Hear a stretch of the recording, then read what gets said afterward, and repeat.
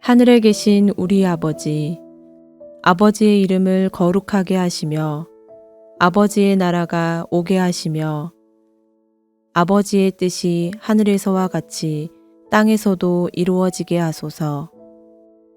오늘 우리에게 일용할 양식을 주시고 우리가 우리에게 잘못한 사람을 용서하여 준 것 같이 우리 죄를 용서하여 주시고 우리를 시험에 빠지지 않게 하시고 악에서 구하소서. 나라와 권능과 영광이 영원히 아버지의 것입니다. 아멘.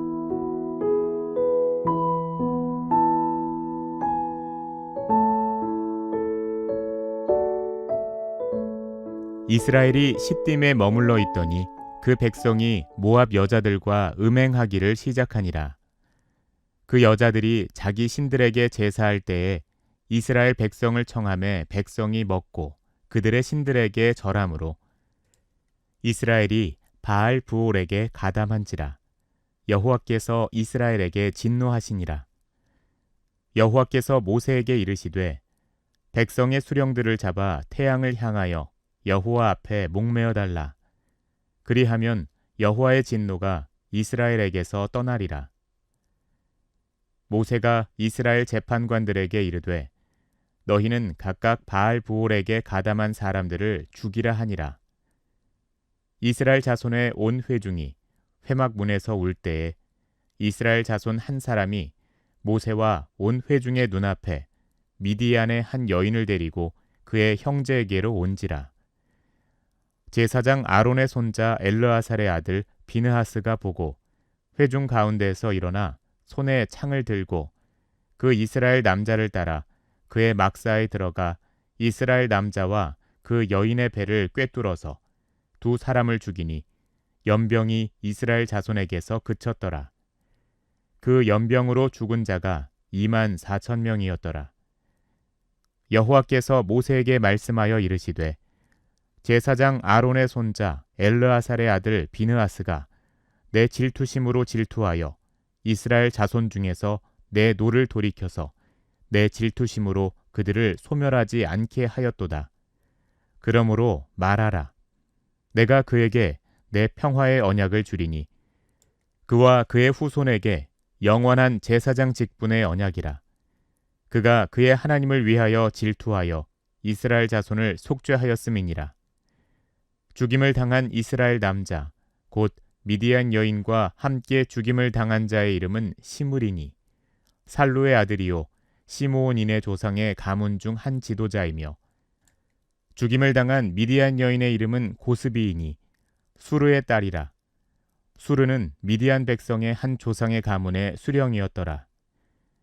여호와께서 모세에게 말씀하여 이르시되 미디안인들을 대적하여 그들을 치라. 이는 그들이 속임수로 너희를 대적하되 부올의 일과 미디안 지휘관의 딸 곧 부올의 일로 연병이 일어난 날에 죽임을 당한 그들의 자매 고스비의 사건으로 너희를 유혹하였음이니라.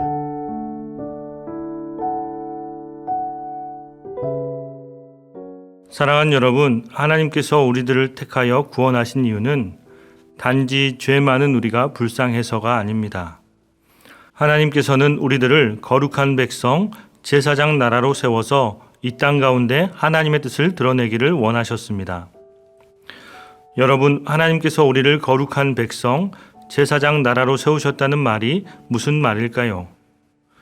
하나님께서는 우리 안에 있는 씻을 수 없는 죄의 문제를 구속의 은혜로 말미암아 온전히 해결해 주셨습니다.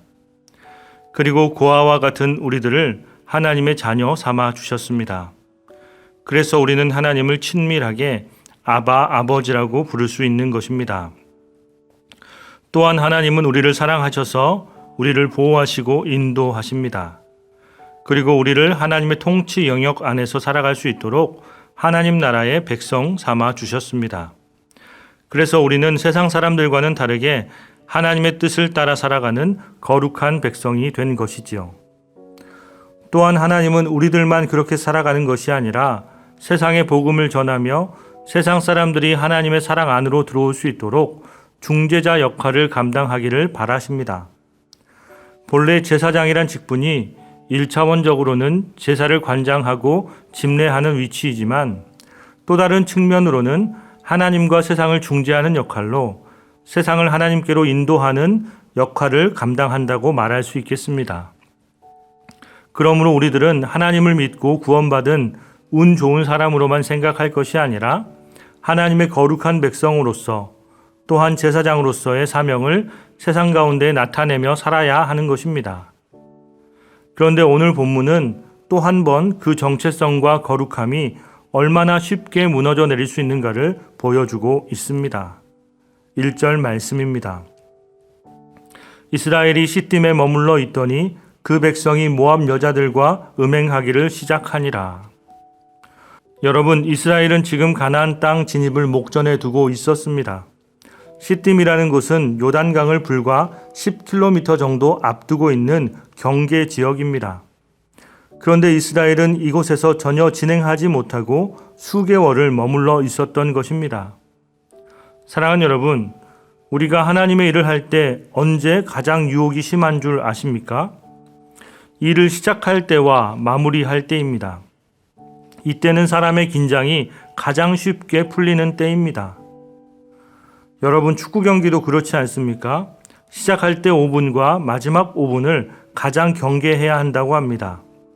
시작할 때에는 몸이 덜 풀려서 생각대로 움직여지지 않고 마지막 5분은 끝난다는 생각에 긴장이 풀려 실수하게 된다는 것입니다. 그런데 이스라엘 백성의 모습이 딱 그렇습니다. 가나안 입성을 앞두고 시딤에서 너무 오랫동안 머물러 있었습니다. 그러다 보니 긴장이 풀리게 되었고 그들의 마음과 생각이 그만 무뎌지고 말았던 것입니다. 그러자 이스라엘 백성 중에 어떤 무리가 모압 여인들과 더불어 음행을 하게 된 것입니다. 그런데 이는 단순한 실수가 아니었습니다. 그들의 음행에는 다분한 의도가 있었습니다. 2절에서 3절을 보니 모압 여인들이 우상의 제사 때에 일부러 이스라엘 남자들을 초청하여 먹고 마시게 하였고 그들의 신상에 절하게 하였던 것입니다. 그리고 당시 성전의 공창들과 더불어 음행을 하는 것은 이방 제사 중에 한 부분이었습니다. 그러니 모압 사람들이 작정하고 이스라엘을 유혹하려 흔든 것이고 이스라엘은 꼬임에 넘어가 하나님을 배반하는 잘못을 저지르게 된 것입니다. 사랑하는 여러분, 이스라엘 백성은 약속의 땅을 눈앞에 두고서 또다시 스스로 무너져 내리고 말았습니다. 만약 그들이 하나님과의 약속을 믿고 빠르게 이동했었더라면 시딤에서의 참사는 일어나지 않았을 것입니다. 하지만 그들은 하나님의 명령을 가벼이 여겼고 엉뚱한 곳에 오래 머물렀으며 이는 큰 범죄로 연결되게 되었습니다. 여러분, 우리가 정신을 차려야 할 때 정신 차리지 않으면 우리는 언제고 넘어질 수 있습니다. 마지막이 가까이 왔을 때 더욱 정신을 바짝 차려야 합니다. 그렇지 않으면 우리는 하나님의 진노와 심판 가운데 놓이게 된다는 사실을 기억하시기 바랍니다. 그런데 하나님께서 이 문제를 풀어가는 방식이 조금 독특합니다. 하나님은 모세에게 수령들을 잡아서 목을 메어 죽이라고 명령하십니다. 4절입니다. 여호와께서 모세에게 이르시되 백성의 수령들을 잡아 태양을 향하여 여호와 앞에 목메어 달라. 그리하면 여호와의 진노가 이스라엘에게서 떠나리라. 하나님은 벌로 이스라엘 진영에 전염병이 돌게 했는데 모세가 명령을 받은 후에도 이 연병이 그치지 않는 것으로 보아 모세가 하나님의 명령에 100% 순종했는지 아니면 모세의 말이 전혀 먹혀 들어가지 않았는지 하나님의 진노는 계속되고 있었습니다. 어찌되었든 이스라엘은 지금 총체적인 난국입니다. 그런데 그 가운데 비느하스라는 사람이 등장합니다. 그는 제사장 엘르아살의 아들이자 제사장 직분을 따라 하나님 앞에서 거룩하게 살려고 노력하는 사람이었습니다. 그가 이스라엘의 온 회중과 함께 하나님의 진노로 인해서 회막문에서 울고 있을 때 갑자기 이스라엘 사람 하나가 나타났습니다. 그는 미디안 여인을 데리고 와서 막사로 들어가 또다시 음행을 저지르는 것입니다. 여러분, 이해가 되십니까?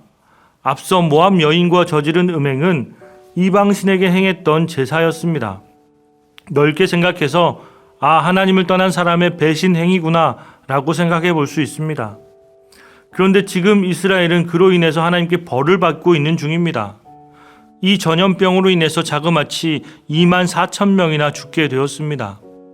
그것 때문에 온 이스라엘 회중이 회막문 앞에서 통곡하며 회개기도하고 있는데, 보란듯이 미디안 여인을 데리고 막사로 들어가 음행을 저지르는 것은 심한 말로 미쳤다고 밖에는 말할 수 없는 것입니다. 하나님을 능욕하고 있는 것입니다. 이에 비느하스는 분을 참지 못하고 창을 들고서 막사로 들어가서 그 남자와 여자의 배를 관통시켜 죽이고 말았습니다. 비록 그 모습은 잔인해 보일지라도 하나님은 오히려 비느하스를 칭찬하고 있습니다. 그의 거룩한 분노를 통해서 하나님이 이스라엘을 살렸다라는 것입니다. 11절입니다. 제사장 아론의 손자 엘르아살의 아들 비느하스가 내 질투심으로 질투하여 이스라엘 자손 중에서 내 노를 돌이켜서 내 질투심으로 그들을 소멸하지 않게 하였도다. 여러분, 여기서 내 질투심으로 질투하여라는 말이 과연 무엇입니까? 하나님 아버지와 동일한 마음을 품었다는 것입니다. 그리고 그가 품었던 그 분노 때문에 하나님께서 이스라엘을 용서하게 되었습니다. 모세가 조치를 취할 때에는 연병이 잡히지 않다가 비느하스가 타락한 자들의 배를 꿰뚫자마자 연병이 그쳤던 것입니다. 사랑하는 여러분, 우리는 비느하스처럼 하나님과 같은 마음을 품고 있습니까? 우리가 하나님을 따른다고 하면서도 우리에게 비느하스와 같은 거룩한 열정이 있는지 되돌아봅시다. 죄를 안타까워하고 교회와 가정에서 하나님의 뜻을 세우려고 하는 거룩한 분노가 있었는지, 그리고 하나님과 동일한 마음을 품고 있었는지 자문해 봅시다. 하나님은 하나님과 같은 마음을 품었던 비느하스에게 복을 내려주십니다. 12절 13절입니다. 그러므로 말하라. 내가 그에게 내 평화의 언약을 주리니 그와 그의 후손에게 영원한 제사장 직분의 언약이라. 그가 그의 하나님을 위하여 질투하여 이스라엘 자손을 속죄하였음이니라. 그러므로 사랑하는 여러분, 우리도 하나님과 같은 마음으로 평화의 언약을 받아 영원한 제사장 직분을 수행합시다. 하나님의 뜻에 순종하며 게으르지 않고 모두가 하나님과 같은 마음을 품을 수 있도록 중재자 역할을 잘 감당합시다. 오늘 하루도 하나님과 같은 마음으로 한날을 잘 살아갈 수 있기를 간절히 소망합니다. 기도하겠습니다. 하나님, 세상의 유혹이 아무리 달콤하고 집요하다고 해도 죄와 타협하지 않는 단호한 믿음으로 살아가기를 원합니다. 오직 하나님만을 사랑하고 말씀을 따르는 거룩한 열심이 저희 안에 부어지게 하여 주옵소서. 하나님과 한 마음을 품어 하나님을 기쁘시게 하고 이웃을 사랑하는 일에 늘 민첩하고 분별력 있게 움직이게 하여 주옵소서. 예수님의 이름으로 기도하옵나이다. 아멘. 계속해서 각자의 기도 제목을 가지고 나아가시기 바랍니다.